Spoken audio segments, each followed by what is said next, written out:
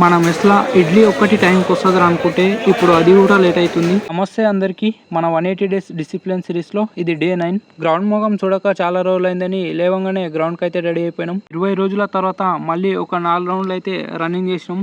ఒక 1 మంత్లో మనం ఈ హ్యాండ్ స్టాండ్ని ఎట్లయినా అన్లాక్ చేయాలని, చేతుల మీద నిలబడాలంటే కాళ్ళలాగానే చేతులు కూడా గట్టిగా ఉండాలని దానికి రిలేటెడ్ ఎక్సర్సైజ్ అయితే చేసినాం.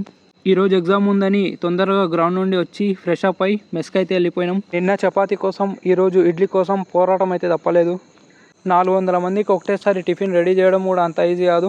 ఫైనల్గా టిఫిన్ అయితే తినేసినాం. మధ్యాహ్నం 2ంటికి సెమ్ ఎగ్జామ్ ఉంటే మనం 1:40కి హాస్టల్ నుండి అయితే బయలుదేరిపోయినాం.